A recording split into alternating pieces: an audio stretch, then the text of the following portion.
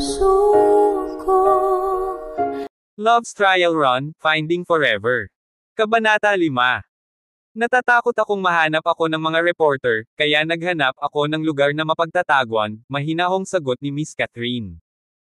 So, sinasabi mong hindi mo alam ang mga pangyayari kay Miss Lily Larsen? Tanong ni Daniel Palliser sa matiigang tono. What's wrong with Miss Larsen? Medyo malayo ang lugar na pinagtataguan ko, kaya hindi ko na nagawang makipagsabayan sa mga nangyayari sa labas. Anong nangyari? Sinubukan ni Catherine ang kanyang makakaya na maging mausisa. Salamat sa manager mo, magulo ngayon ang TNE Entertainment. Bumalik ka muna sa opisina, aayusin ko na magsagawa ka ng press conference. Catherine, umaasa ako sa iyo para linisin ang pangalan ni TNE. Press conference. Parang isa pang pagkakataon para sa kanya na sisihin si Miss Catherine. Akala niya ba ganoon pa rin siya kamuwang? Naiinis na ibinaba ni Miss Catherine ang telepono, nang biglang nagsalita si Alden Finn, na isave ko na ang numero ko sa iyong telepono. Anumang oras na kailangan mo ako, tawagan mo ako at ipaalam sa akin kung ano ang gusto mong gawin. Salamat, Mr. Alden Finn. Hindi mo ako dapat tinatawag ng ganyan. Binuksan ni Alden ang kanyang mga paa at hinayla si Catherine sa kanyang tabi, tawagan mo ako ng iba. O hindi kita bibitawan. Namula si Catherine habang nahihiyang bumulong, Hobby. Isang bihirang ngiti ang lumitaw sa mukha ni Alden. Tara, ihahatid na kita sa trabaho. Tandaan mo ang pinanggako mo. Huwag kang masyadong lalapit sa ibang lalaki. Alam na alam ni Miss Catherine kung ano ang tinutukoy ni Alden. Tumugon siya ng nakakapanatag ng ngiti at may pag-asa sa kanyang mga mata para magtiwala si Mr. Alden Finn sa kanya. Bumilis ang tibok ng puso ni Alden. Sa pagitan nilang dalawa, wala nang masabi. Sa loob lamang ng 40 minuto, matagumpay na naihatid ni Alden si Catherine sa isang lokasyon na malapit sa TNE Entertainment. Bilang hari ng libangan, alam niya ang lahat ng pinakamalalim, pinakamadilim na sikreto ng industriya. Kaya naman, curious siya kung paano nilayo ni Miss Catherine na ibalik ang mga mesa para makuha ang kanyang posisyon bilang nangungunang modelo. Alam ni Catherine kung ano ang pinapasok niya. Malinaw na ito ay isang laro kung saan kailangan niyang itago ang kanyang mga card, habang inilatag na ng kanyang mga kaaway ang kanilang mga card sa mesa. Kung hindi niya mababago ang kinalabasan kahit na matapos niyang ipagpalit ang kanyang buong kamay, kailangan niyang aminin ang pagkatalo. Pagkababa ng sasakyan ni Alden Finn, narating niya ang gusali sa pamamagitan ng isang lihim na daanan. Sa sandaling makita ng staff si Catherine, na puno ng halo-halong reaksyon ng pagkasuklam, puot at pangungutya ang silid. Na parang sigurado silang lahat ng mga revelasyon ni Miss Lily Larsen ay nasa direksyon ni Catherine. Nagkunwaring hindi napansin ni Catherine. Naglakad siya papunta sa kwarto ni Daniel Palliser at itinulak ang pinto nang magtama ang tingin niya sa likod ng ulo ni Daniel. Bumalik ka na. Tumalikod si Daniel Palliser na nagpipigil ng galit. Sabihin mo sa akin kung anong nangyari. Catherine, sigurado ka bang hindi mo alam ang nangyari kay Lily Larsen? Inihagis ni Daniel Palliser ang mga pahayagan sa harap ni Miss Catherine. Galit niyang tanong sa kanya, kung hindi siya nakatanggap ng mga utos mula sa iyo, paano siya magiging matapang para gawin ito? Daniel, ikakasal na tayo, bakit ko naman gagawin ang ganito? Hindi ba't itataboy ka niyan? Nabulunan si Catherine sa sinabi nito habang inosenteng nakatingin sa kanya. Kung gayon, paano mo ipapaliwanag kung bakit mo inilagay ang crown star sa iyong bukong-bukong sa palabas? Alam mo, na ang pinakamalaking pagkakaiba sa pagitan ninyo ni Andrea ay ang iyong mga binti. Tumingin si Miss Catherine kay Daniel Palliser habang nagtatanong ito. Naisip niya ang maraming beses na pinrotektahan ni Daniel Palliser si Miss Andrea Blanche sa parehong paraan. Minsan naisip niya na ang lahat ay dahil sinisikap niyang protektahan ang sarili niyang lumalagong karera, kaya handa siyang magtiis na mali at hinayaan siyang manatili sa ibang tao. Ngunit sa hitsura nito ngayon, ang tanging taong gusto niyang protektahan noon ay si Miss Andrea Blanche lamang. Noon, I had no way of wearing the crown star on anywhere but my ankles. Andin din ang assistant ni Miss Andrea, pwede mo siyang tanungin. Tinanong ko na siya at sabi niya ikaw na mismo ang gumawa ng desisyon. Pagdiin pa ni Daniel Palliser. Daniel, I am your fiancé, yet you choose to believe an outsider. Miss Catherine faked a look of disappointment as she continued to observe Daniel's reactions, kahapon. We were supposed to be sign our wedding papers. It's too late to say anything now, the damage is done. Inabisuhan na niya ang korte ng kanilang intensyon na kasuhan ang TNE Entertainment dahil sa paglabag nito sa kontrata at salamat sa iyong manager, ang mga negatibong reaksyon ng publiko kay TNE ay polala ng polala. Kailangan mong managot para dito. Bumaba ang tingin ni Daniel kay Miss Catherine. Nagbigay siya ng aura ng isang makapangyarihang Diyos sa paghatol. You will be my wife soon, I don't want my wife to hurt my career. That's why. Catherine, for the sake of TNE Entertainment, you have the responsibility to step out and explain to the public the entire mess was nilikha ng iyong manager para sa hype at walang kinalaman sa TNE Entertainment. Ang pag-amin na ang manager ko ang may pananagutan ay parang pag-amin na ako ang may pananagutan. Hindi ba't ikaw ang tumawag sa akin para madali ang palitan si Andrea Blanche? Umiyak si Miss Catherine, Daniel, dahil ba sa pagpapakasal ko sa iyo, dapat akong isakripisyo. Wala akong pakialam. Kasalanan mo ang pagkilala. Sa sandaling umalis ang mga salitang iyon sa kanyang mga labi, malamang na naramdaman ni Daniel Palliser na napakalayo na niya. Mabilis siyang kumalma at inabot ang kanyang mga braso para yakapin si Miss Catherine, gayunpaman, gumanti ito sa pamamagitan ng pagtulak sa kanya palayo. Catherine, medyo naiinip lang ako. Ngayon lang. Pagkatapos nating ikasal, ipinapangako kong ituturing kitang mabuti. Siyempre, pinigilan ni Catherine ang kanyang mga luha at tumango, ginagawa ko ito, hindi dahil inamin kong lumikha ako ng gulo na ito ay dahil gusto kong protektahan ang iyong karera. Ngunit, wala nang susunod na pagkakataon. Yes. I promise, wala nang next time. Sa katunayan, alam ni Daniel na mahuhulog muli si Catherine dito sa susunod. Lalo na pagkatapos nilang ikasal, ayon sa karakter ni Miss Catherine, madali siyang makokontrol nito. The press conference will be mamayang 3 p.m. Magkakaroon tayo ng meeting in a minute to go over your script. Okay. Tumigil sa pag-iyak si Miss Catherine at pinilit ang sarili na tumingin sa mga mata ni Daniel tulad ng dati. Ngunit, pagkalabas niya ng silid, ang kanyang mga mata ay tumangay ng malamig na tingin. Hindi niya agad makalimutan ang haltak, ngunit, mananatili siya sa kanyang mga desisyon. Walang paraan na muli niyang sisisihin ang mga maling gawain ni Daniel Palliser. Pagkatapos mag-isip ng mabuti, bumalik siya sa sarili niyang silid at tinawagan ang kanyang manager, Lily Larson, sinusubukan akong gamitin ni Daniel bilang isang kalasag. Haha! Catherine, sabihin mo sa akin kung ano ang gusto mong gawin ko. Puno ng fighting spirit ang manager niya.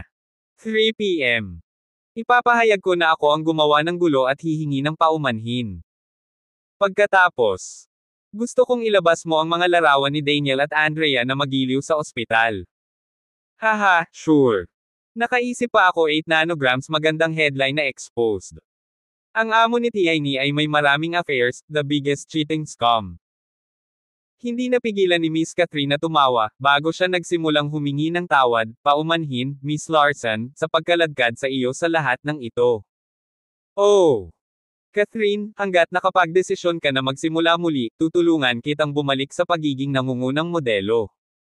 Sa katunayan, hindi lang iyon, tutulungan kitang maging isang international supermodel. International supermodel. Hindi niya naisip na ganoon kalayo. Gusto lang niyang mag-focus sa kasalukuyan. Para harapin ni Daniel at Andrea ang kanilang mga kahihinatnan. 12 p.m. Bago ang pulong sa TNE. Si Daniel Palliser, na matagal nang hindi kumakain ng tanghalian kasama si Miss Catherine, ay biglang nagpasya na ihatid siya sa magarbong restaurant sa ibaba. Nagbook pa siya ng table at nag-organize ng candlelit lunch. Sa pagtingin sa mga rosas na ipinare sa mga kandila, walang reaksyon si Miss Catherine. Umupo siya habang hinihila ni Daniel ang kanyang upuan. Nag-order ako ng paborito mong sirloin steak. Nagulat si Miss Catherine saglit, hindi siya nakaimik. Lumalabas na kahit 5 years na kaming magkasama, hindi pa rin alam ni Daniel kung ano ang nagustuhan niya. Ano yon? Hindi mo gusto. Nang sisigot na si Miss Catherine, lumitaw ang chef sa tabi nila na may hawak na tray. Nilinggan niya si Catherine, Miss Catherine, ngayon, mayroon kaming paborito mong filet steak. Gusto kong katawinin ang Frederic's Restaurant sa pagbati sa iyong kasal. Nang marinig ito, nagbago ang ekspresyon ni Daniel, ngunit nahihiya siyang magsabi ng kahit ano. Tahimik lang niyang pinalitan ang plato ni Miss Catherine, nagbago na ang panlasa mo. Salamat, ngunit hindi pa tayo kasal, paliwanag ni Catherine sa chef habang hindi pinapansin si Daniel Palliser. You sure are attentive, minsan ko lang nabanggit at naalala mo na. Magalang na umalis ang chef at tumalikod si Catherine kay Daniel. Sa susunod ay tiyak na maaalala ko ang gustong kainin ng aking asawa. Paalala ni Daniel Palliser sa sarili. Bilisan mo, kain na tayo. Kailangan pa nating bumalik at talakayin ang script, minisyon ni Catherine sa loob ngunit nanatiling kalmado. Sa sandaling ito, nakatanggap siya ng SMS na may pamagat na 0819. Nang buksan niya ito, napagtanto niya na ito ay isang mensahe mula kay Alden Finn. 0819, ay kahapon, ang petsa ng kanilang kasal. Sa akin galing yung steak. Ang ibig sabihin ng chef. Congrats sa kasal natin. Tumawa si Miss Catherine at nagpadala ng tugon mula sa ilalim ng mesa, paano mo nalaman kung nasaan ako? Mayroon akong paraan para malaman kung ano ang gusto kong malaman, mahinahong sagot ni Alden sa kanya. Hawak-hawak ni Catherine ang kanyang telepono habang pasulyap-sulyap sa restaurant. Gayunpaman, wala kahit saan si Alden Finn. Bagamat hindi niya alam kung paano niya nagawang ayusin ang isang bagay na napakaalalahanin, naramdaman niyang nasa malapit siya. Mayroon siyang presensya na parang isang hari na hindi maaaring baliwalain o tanggihan ng sinuman. Catherine, anong tinitingin-tingin mo? Tanong ni Daniel Palliser habang winuwagayway ang kanyang mga kamay sa harap ng kanyang mga mata. Puno ng tanong ang kanyang tingin. Naku, wala lang. Umiling si Miss Catherine at kalmadong iniba ang paksa, Daniel, kailan tayo babalik para irehistro ang ating kasal? After all this is settled. You do realize the upcoming Top 10 Model Awards would be Andrea Blanche's opportunity to advance in her career. Catherine, she is lucky to have you. Kung hindi, napahamak si Andrea this time. Binuhusan ni Daniel ng red wine si Miss Catherine at itinaas ang baso sa baso niya. Tutulungan kitang maibalik ang nararapat sa iyo, mahinang ngumiti si Miss Catherine, ang kanyang dimples ay lalong nagpaganda sa kanya. Gayunpaman, si Daniel Palliser, sa kasalukuyan, ay hindi siya napansin. Ang kanyang puso ay nakulam na sa mga taon ng pang-aakit sa tabi ng kama mula kay Andrea. Kaya, wala siyang ideya na ang mga salita ni Catherine ay may nakatagong kahulugan. Catherine, nagdusa ka na. Alam ni Miss Catherine, sa lahat ng gagawin niya, ang tanghalian ngayon ay isang maliit na gantimpala. Gayunpaman, ang gantimpala na ito ay pawang isang tukana upang takpan ang kanyang tunay na intensyon. At saka, pagkatapos ng press conference, makipag-ugnayan ka sa manager mo. In order to deal with her, parang we have to use a legal approach. Okay, matamis na ngumiti si Catherine. Gayunpaman, walang paraan na hahayaan niya itong hawakan si Miss Lily Larson. 2 p.m. Sa loob ng pangunahing bulwagan ng TNE, nagtipon ang mga mamamahayag mula sa lahat ng uri ng media. Lahat sila ay interesado sa sasabihin ni Catherine. Ang lahat ay may mga tanong para kay Miss Catherine, mula sa kung bakit siya biglang umatras mula sa mata ng publiko hanggang sa kung bakit siya pumirma kay TNE hanggang sa kung ano talaga ang nangyari sa kanyang pagpapalit kay Andrea Blanche. Mula nang siya ay umatras, siya ay nagpapanatili ng mababang profile. Mahirap makahanap ng masama sa kanya. Ngayon, ang perpektong pagkakataon para sa kanila. 3 p.m. Nakasuot ng plain na damit, nagpakita si Catherine na may mga bodyguard sa kanyang tabi. Dahan-dahan siyang umakyat sa stage at tumalikod para harapin ang mga tao. Ang mga mamamahayag ay nakipaglaban upang maging unang magtanong sa kanya. Miss Catherine, number 1 ang pangalan mo sa search ranking at patuloy itong nananatili doon. Binayaran mo ba ang posisyon na iyon? Catherine, ikaw at si Andrea ay parehong modelo ng TNE, ngunit nitong mga nakaraang taon, siya lang ang naging limelight. Na-freeze ka ba ng kumpanya, kaya naiinggit ka sa kanyang katanyagan? Catherine, ginawa mo ba itong gulo para sa hype? Sa pagharap sa magulong eksena, mabilis na lumabas ang mga tauhan ng kumpanya upang pigilan ang mga mamamahayag, na ibinalik ang lahat sa kontrol. Sa wakas, pinahintulutan si Miss Catherine na magsalita. Una sa lahat, gusto kong humingi ng paumanhin sa lahat sa pagbibigay sa kumpanya ng nasirang reputasyon at naging dahilan ng pagdududa ng lahat sa integridad ni Miss Andrea Blanche.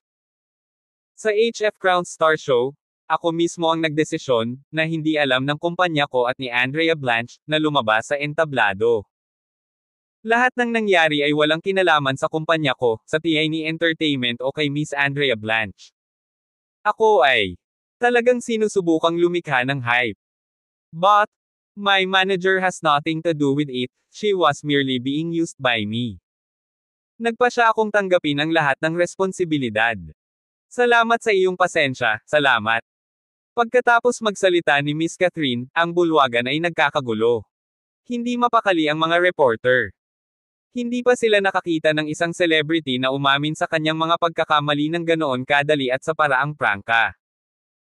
Sinubukan sana ng ibang tao na iwasan ang sitwasyon, ngunit inaako niya ang lahat ng sisihin, na sinasabing wala itong kinalaman sa kanyang manager, kumpanya o kay Andrea Blanche. Naisip ni Catherine, tapos na ang lahat. Ngunit, sa hindi inaasahang pagkakataon, may iba pang inihanda si Daniel Palliser. Upang kumpirmahin na siya ay isang naghahanap ng atensyon, pinahintulutan niya ang direktor ng mga artista na lumapit kay Catherine at humarap sa media, hindi ito isang beses na gumawa siya ng ganito. Ngunit, pagbibigyan namin siya ng kumpanya. Isang huling pagkakataon, sana ay matuto ka sa iyong mga pagkakamali at hindi na muling lumampas sa linya. Hindi ang unang pagkakataon. Ang layunin ng mga salitang iyon ay malinaw na itulak pabalik ang mga sinasabi ni Lily Larson.